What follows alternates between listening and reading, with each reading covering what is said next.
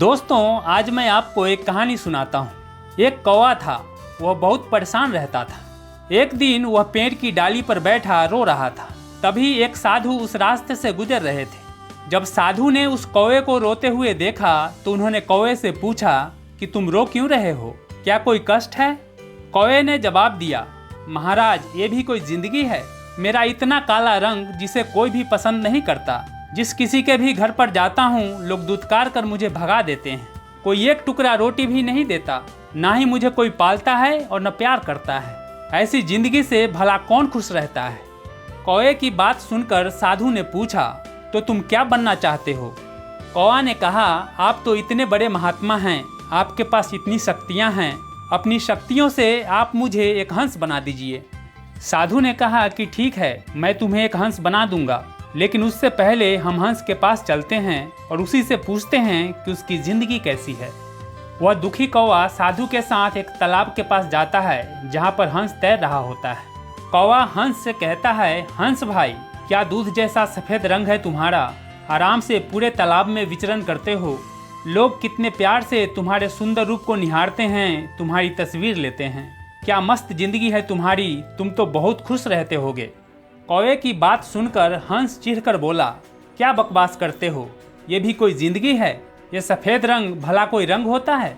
लोग मुझे लाकर छोटे से तालाब में डाल देते हैं, जिसके गंदे पानी में मेरा दम घुटता है।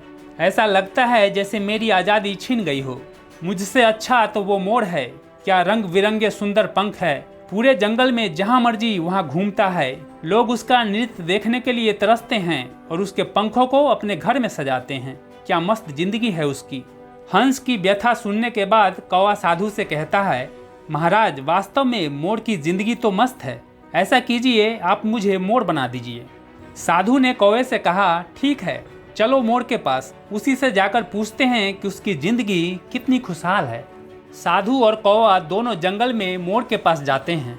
फिर कौवा मोर को देखकर कहता है, मोर भाई, क्या रंग बिरंगा रूप है तुम्हारा, कितने खूबसूरत पंख है। लोग तुम्हारे पंख से अपने घर को सजाते हैं। तुम्हारा नृत्य देखने के लिए लोग घंटों इंतजार करते हैं। क्या मस्त जिंदगी जीते हो, तुम तो बहुत खुश हो गए। कौवा की बात सुनकर मोर नाराज होते हुए बोला, क्यों मजाक करते हो, ये भी कोई जिंदगी है? हर वक्त मौत का डर लगा रहता है। लोग हमें पकड़कर एक एक करके हमारे सारे पंख नोच कर निकाल देता है और ले जाकर शहर में बेचता है। हमारे पंखों को जब वो नोचते हैं तो कितनी तकलीफ, कितना दर्द होता है, ये तुम नहीं समझ सकते। मुझसे अच्छा तो वो तोता है जिसे कितने प्यार से लोग पालते हैं। उसे खाने के लिए मीठे मीठे फल देते हैं, काजू किशमिश बादाम तक खिलाते हैं। उसे किसी चीज की कोई फिक्र नहीं होती, कितना मस्त जीता है।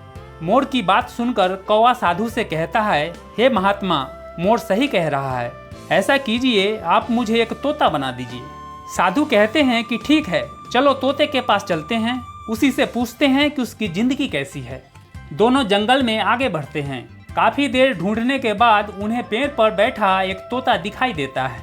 तोते को देखकर कौवा बोलता है, मिट्ठू मियाँ, क्या मस्त जिंदगी है तुम्हारी, कितना सुंदर हरा रंग है, तुम कितना मीठा बोलते हो।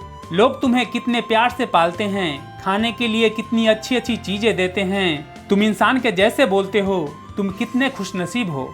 कौवे की बात सुनकर तोता बोलता है, क्या खाक खुशनसीब हूँ, ये भी कोई जिंदगी है? हरे पत्ते जैसा हरा रंग है, पता ही नहीं चलता।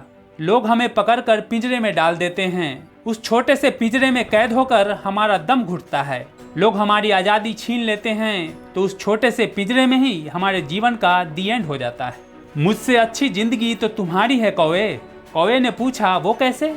तोते ने जवाब दिया, मुझे कभी भी कोई भी शिकारी पकड़कर पिंजरे में डाल सकता है, लेकिन तुम्हें किसी का कोई डर नहीं है। ना तुझे कोई पकड़ने वाला है, ना पिंजरे में डालने वाला, ना ही कभी जान का खतरा है। बेफिक्र होकर जहाँ मर्जी वहाँ जा सकता है। इससे और कैसी मस्त जिंदगी चाहिए। काश मैं भी तुम्हारी तरह एक कौवा होता। फिर कौवा साधु से कहता है, महाराज, मुझे क्षमा कर दीजिए, मैंने व्यर्थ ही आपको परेशान किया। मेरी जिंदगी जैसी है परफेक्ट है, मुझे अब कोई शिकायत नहीं है।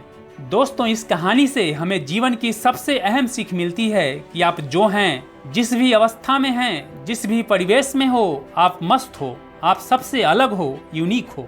ऊपर वाले ने आप जैसा कोई भी दूसरा इंसान इस दुनिया में नहीं बनाया है।